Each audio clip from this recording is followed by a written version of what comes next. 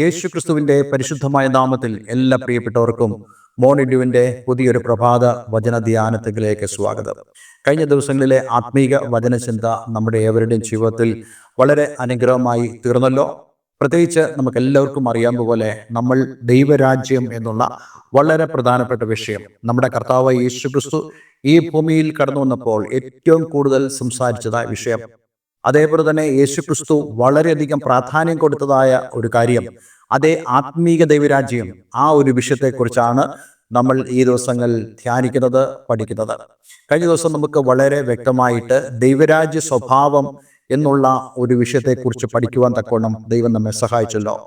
നമ്മൾ ഈ ആത്മീയ ദൈവരാജ്യത്തിൽ ആയിരിക്കുമ്പോൾ നമ്മൾ ഓരോരുത്തരും ദൈവരാജ്യ സ്വഭാവത്തോടു കൂടെ ആയിരിക്കണമെന്ന് ദൈവം നമ്മളെ ഓർമ്മിപ്പിക്കുന്നു. സാധാരണയായിട്ട് നമുക്ക് എല്ലാവർക്കും അറിയാവുന്ന പോലെ നമ്മൾ ഈ ലോകത്തിലായിരിക്കുമ്പോൾ ലോകത്തിന്റെ സ്വഭാവമായിരിക്കും കാണിക്കുന്നത്. അത് വളരെയധികം നമ്മുടെ ജീവിതത്തിൽ എവിഡന്റ് ആയിട്ട് കാണുവാനും സാധിക്കും. ഈ ലോകത്തിലുള്ള ആളുകൾ പെരുമാറുന്നത് പോലെ നമ്മൾ പെരുമാറുവാനും, അതേപോലെ തന്നെ ലോകത്തിന്റെ നിലവാരങ്ങൾ നമ്മുടെ ജീവിതത്തിൽ ഉളവാകുവാനും ഇടയായിത്തീരും. എന്നാൽ കർത്താവ് യേശുക്രിസ്തു വളരെ വ്യക്തമായി നമ്മളോട് പറഞ്ഞിരിക്കുന്നു, ദൈവം നമ്മെ ലോകത്തിൽ നിന്നും എടുത്തു എന്നുള്ളത്. ആ വേദഭാഗം നമുക്ക് യോഹന്നാന്റെ സുവിശേഷത്തിൽ വളരെ വ്യക്തമായി കാണുവാൻ കഴിയുന്നുണ്ടല്ലോ. നിങ്ങളെ ഞാൻ ലോകത്തിൽ നിന്ന് എടുത്തതായതുകൊണ്ട് നിങ്ങൾ ഇനി ലോകത്തിനുള്ളവരല്ല. അതായത് ദൈവരാജ്യത്തിലേക്ക് പ്രവേശിച്ചവരായ കർത്താവ് യേശുക്രിസ്തുവിനെ രക്ഷിതാവും കർത്താവും ദൈവമായി സ്വീകരിച്ച് ഈ ആത്മീയ ദൈവരാജ്യത്തിലേക്ക് പ്രവേശിച്ചവരായ ആളുകൾ അവരിനി ലോകക്കാരല്ല, മറിച്ച് അവർ ഇനി സ്വർഗീയ പൗരന്മാരാണ്.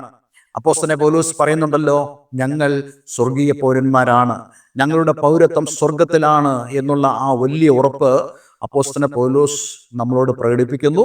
അതേപോലെ തന്നെ നമ്മളും സ്വർഗീയ പൗരന്മാരായി ഈ ലോകത്തിന്റെ സ്വഭാവമല്ല, നമ്മൾ ദൈവരാജ്യത്തിന്റെ സ്വഭാവമാണ് പ്രകടമാക്കേണ്ടത്. നമ്മൾ ദൈവരാജ്യത്തിന്റെ ആ സ്വഭാവം പ്രകടമാക്കുന്നത് കൊണ്ടാണ് ലോകം നമ്മെ വെറുക്കുന്നത്. കർത്താവ് യേശുക്രിസ്തു തന്നെ പറഞ്ഞല്ലോ, ലോകം എന്നെ വെറുക്കുന്നു. അതായത് നമ്മൾ എത്രത്തോളം നന്നായി ഈ ഭൂമിയിൽ ജീവിച്ചാലും ഈ ലോകം നമ്മെ വെറുക്കും. എന്തുകൊണ്ടെന്നാൽ നമ്മൾ ഈ ലോകത്തിന്റെ സ്വഭാവത്തെ അല്ല കാണിക്കുന്നത്, നമ്മൾ ദൈവരാജ്യത്തിന്റെ സ്വഭാവത്തെയാണ് കാണിക്കുന്നത്. അങ്ങനെ ദൈവരാജ്യ സ്വഭാവം കാണിച്ചവരായ ആളുകളെ ഈ ലോകം വെറുത്തിട്ടുണ്ടെങ്കിൽ നമ്മൾ ഒരിക്കലും ലോകത്തിന്റെ അപ്രീസിയേഷന് വേണ്ടി, ലോകത്തിന്റെ അഭിനന്ദനത്തിന് വേണ്ടി നമ്മൾ ഓടി നടക്കണ്ട. കാരണം ദൈവരാജ്യ സ്വഭാവമുള്ളവരെ ഈ ലോകം വെറുക്കുമെന്ന് ദൈവത്തിന്റെ വചനം വളരെ വ്യക്തമായി പറയുന്നു. നമ്മുടെ കർത്താവ് യേശുക്രിസ്തു അത് പറഞ്ഞിട്ടുണ്ടല്ലോ, ലോകം എന്നെ പകച്ചുവെങ്കിൽ നിങ്ങളെയും പകയ്ക്കും എന്നുള്ള ആ വലിയ തിരിച്ചറിവ്. അതെ, നമ്മുടെ ജീവിതത്തിൽ കർത്താവ് യേശുക്രിസ്തുവിനെ രക്ഷകനും കർത്താവും ദൈവമായി സ്വീകരിച്ചിട്ടുണ്ടെങ്കിൽ നമ്മളെ ഈ ലോകം പകയ്ക്കുവാനിടയായി തീരും. പക്ഷേ ലോകം നമ്മെ പകയ്ക്കും തോറും നമ്മൾ സന്തോഷിച്ചു തുള്ളണം. കാരണം നമ്മൾ സ്വർഗീയ പൗരന്മാരാണ്, നമ്മൾ ദൈവരാജ്യത്തിന്റെ സ്വഭാവം കാണിക്കേണ്ടവരായ ആളുകളാണ്. നമ്മൾ ഈ ദിവസങ്ങളൊക്കെ വായിച്ചു വരുന്നതായ മത്തായി സുവിശേഷം 25-ാം അധ്യായം അതിന്റെ 14 മുതൽ കർത്താവ് യേശുക്രിസ്തു പറയുന്നതായ ആ ഉപമ, അതായത് ഒരുവൻ പരദേശത്തേക്ക് പോകുമ്പോൾ ആ യജമാനനായ മനുഷ്യൻ തന്റെ ദാസന്മാരെ വിളിച്ച് അവർക്ക് താലന്തുകളെ കൊടുത്തു, അല്ലെങ്കിൽ അവന്റെ സമ്പത്ത് അവർക്ക് വീതിച്ചു കൊടുത്തു. ഒരുവന് 5 താലന്ത്, ഒരുവന് 2 താലന്ത്, ഒരുവന് 1 താലന്ത്. എന്നാൽ നമ്മൾ ഇന്ന് വായിക്കാൻ പോകുന്നത് മത്തായി സുവിശേഷം 25-ാം അധ്യായം അതിന്റെ 19-ാമത്തെ വാക്യമാണ്. ആ വാക്യം ഇപ്രകാരം പറയുന്നു, വളരെ കാലം കഴിഞ്ഞ ശേഷം ആ ദാസന്മാരുടെ യജമാനൻ വന്ന് അവരുമായി കണക്ക് തീർത്തു. അപ്പോൾ ഇവിടെ കർത്താവ് യേശുക്രിസ്തു ഒരു വലിയ സൂചന നമുക്ക് തരുന്നുണ്ട്. വളരെ കാലം കഴിഞ്ഞ ശേഷം, അതിനർത്ഥം സമീപ ഭാവിയിലല്ല ഈ യജമാനൻ കടന്നു വരാൻ പോകുന്നത്. ഇതിൽ നിന്നും നമുക്ക് മനസ്സിലാക്കാൻ കഴിയുന്നതായ വളരെ പ്രധാനപ്പെട്ട കാര്യം, യേശുക്രിസ്തു താനും ഈ ഭൂമിയിൽ ആയിരിക്കവേ തന്നെ തന്റെ മടങ്ങിവരവിന് വളരെ നാളുകൾ എടുക്കുമെന്ന് സൂചിപ്പിക്കുകയുണ്ടായി. കഴിഞ്ഞ ദിവസം നമുക്ക് കൊയ്ത്ത് സംബന്ധിച്ചുള്ള ഒരു വാക്യം വെളിപ്പാട് പുസ്തകത്തിൽ വായിച്ചപ്പോൾ നമുക്ക് വായിക്കാൻ കഴിഞ്ഞല്ലോ, കൊയ്ത്തിന് വയലിൽ വിളഞ്ഞുണങ്ങിയിരിക്കുന്നു എന്നൊരു പദം. അതായത് വയലിലുള്ളതായ ആ ചെടികൾ കൊയ്ത്തിന് വേണ്ടി പാകമായ ശേഷം അത് ആ സസ്യങ്ങളിൽ നിന്നുകൊണ്ട് തന്നെ അത് ഉണങ്ങുന്ന ഒരു പരുവത്തിലേക്ക് വരുമ്പോൾ കൊയ്ത്തിന്റെ അർജൻസിയെ കുറിച്ച് അവിടെ കാണുവാൻ കഴിയുന്നുണ്ട്. നമുക്ക് ഇതിൽ നിന്നെല്ലാം മനസ്സിലാക്കാൻ കഴിയുന്ന ഒരു കാര്യം, ദൈവം തന്റെ ദീർഘക്ഷമ എത്രത്തോളം കാണിക്കാമോ അത്രത്തോളം ഈ ഭൂമിയിൽ അല്ലെങ്കിൽ ഈ ലോകത്തിൽ ദൈവം കാണിക്കുമെന്നുള്ള വളരെ പ്രധാനപ്പെട്ട സൂചന നമുക്ക് കാണുവാൻ കഴിയുന്നുണ്ട്. ഇന്ന് പല ആളുകളും കർത്താവ് യേശുക്രിസ്തുവേ വേഗം വരണമേ, യേശു ഇന്ന് വന്നിരുന്നെങ്കിൽ കൊള്ളാമായിരുന്നു എന്നൊക്കെ നമ്മൾ പറയാറുണ്ട്. അതെ, നമ്മുടെ 1, 2 അല്ലെങ്കിൽ 3 തലമുറ മുമ്പ് വരെയും ആളുകൾ ആഗ്രഹിച്ചത് അവരുടെ തലമുറയിൽ യേശു ക്രിസ്തു വരണമെന്നുള്ളതാണ്. പക്ഷെ അവരുടെ തലമുറയിൽ യേശു ക്രിസ്തു വന്നില്ല. നമ്മളും ആഗ്രഹിക്കുന്നത് നമ്മുടെ തലമുറയിൽ യേശു ക്രിസ്തു വരാനാണ്. പക്ഷേ ദൈവത്തിന്റെ വചനം പറയുന്നു, അവൻ കൊയ്ത്തിന് വേണ്ടി കാത്തിരിക്കുന്നു. അതായത് ചിലരും കൂടെ ഈ വയലിൽ പാകമായി വരുവാൻ, ചിലരും കൂടെ ഇവിടെ നടപ്പെടുവാൻ, ചിലരും കൂടെ ഫലം കായ്ക്കുവാൻ കർത്താവ് ആഗ്രഹിക്കുന്നു. ദീർഘക്ഷമയോടുകൂടെ കർത്താവ് യേശു ക്രിസ്തു കാത്തിരിക്കുന്നു. അപ്പോൾ ഇവിടെ ഒരു വളരെ പ്രധാനപ്പെട്ട സൂചനയുണ്ട്. വളരെ കാലം കഴിഞ്ഞ ശേഷം എന്ന് പറയുമ്പോൾ ഈ സമ്പത്ത്, ഈ താലന്തുകൾ വ്യാപാരം ചെയ്യുന്ന ആളുകൾ യജമാനൻ മടങ്ങി വരില്ല എന്നുള്ള ചിന്തയിലേക്ക് കടന്നു വരാം. അതുകൊണ്ട് എന്ത് സംഭവിക്കുന്നു? അവർ അലസന്മാരായി മാറിപ്പോകുന്നതായ ഒരു സാധ്യതയുണ്ട്. ഇന്ന് നമുക്ക് ആത്മീയ ലോകത്തിൽ കാണുവാൻ കഴിയുന്നതായ അലസത കർത്താവ് യേശുക്രിസ്തുവിന്റെ വരവ് താമസിക്കുന്നു എന്ന് തോന്നുമ്പോൾ ആളുകൾക്കുണ്ടാകുന്ന അവിശ്വാസത്തിൽ നിന്നുമാണ്.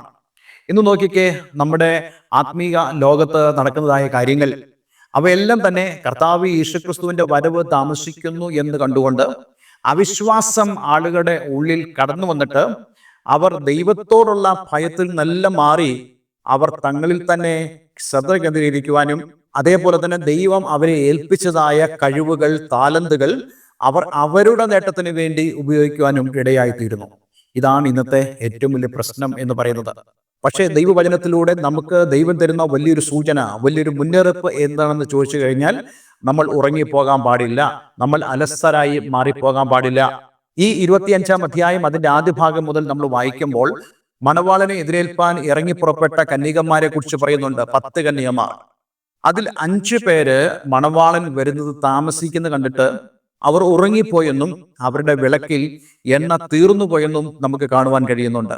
നോക്കൂ, ഇവിടെ എല്ലാം പ്രശ്നം മണവാളന്റെ മടങ്ങി വരവിന്റെ താമസം അല്ലെങ്കിൽ യജമാനന്റെ മടങ്ങി വരവിന്റെ താമസം ഉണ്ടാകുമ്പോൾ സ്വാഭാവികമായിട്ടും അവരിൽ സംഭവിക്കാവുന്ന ഒരു അലസത, അത് ഇവിടെ ഉണ്ടാകാൻ സാധ്യതയുണ്ടായിരുന്നു. പക്ഷേ ഇവർ അലസരല്ലായിരുന്നു എന്നുള്ളത് നമുക്കിവിടെ കാണുവാൻ കഴിയുന്നുണ്ട്. ഇന്ന് ഞാൻ നിങ്ങളോട് എല്ലാവരോടും പറയാൻ ആഗ്രഹിക്കുന്ന ഒരു കാര്യമുണ്ട്. നമ്മുടെ പ്രത്യാശ എന്ന് പറയുന്നത് നമ്മൾ ഈ ഭൂമിയിൽ അല്ലെങ്കിൽ ഈ ലോകത്ത് എന്തെങ്കിലും ചെയ്ത് നമ്മൾ സക്സസ്ഫുൾ ആവുക എന്നുള്ളതല്ല.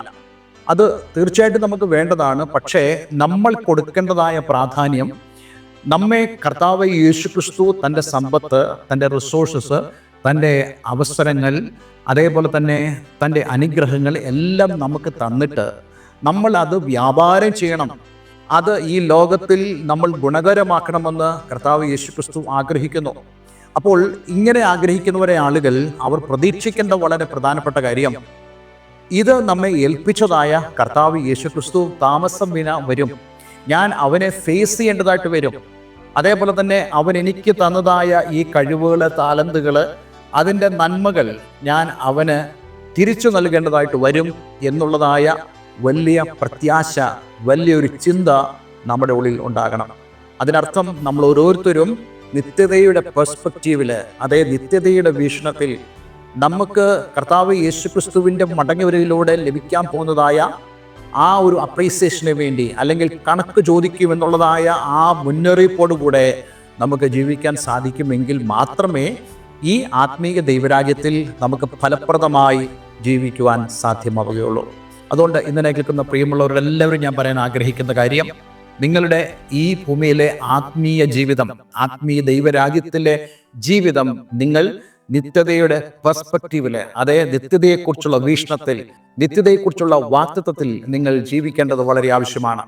നമ്മുടെ പ്രത്യാശ എന്താണ്? നമ്മുടെ പ്രത്യാശ നമുക്ക് ഈ റിസോഴ്സുകൾ തന്നതായ, നമുക്ക് ഈ അനുഗ്രഹങ്ങൾ തന്നതായ, നമുക്ക് ഈ താലന്തുകൾ തന്നതായ യേശു ക്രിസ്തു വേഗം വരും. നമ്മൾ അവൻ്റെ മുമ്പാകെ കണക്ക് ബോധിപ്പിക്കേണ്ടി വരും. അതേപോലെ തന്നെ നമുക്ക് ദൈവം പ്രതിഫലം തരും എന്നുള്ള വിശ്വാസത്തോടുകൂടെ നമ്മൾ ജീവിക്കണം. മരിച്ചു കഴിഞ്ഞല്ല നമ്മൾ ഇത് അന്വേഷിക്കേണ്ടത്.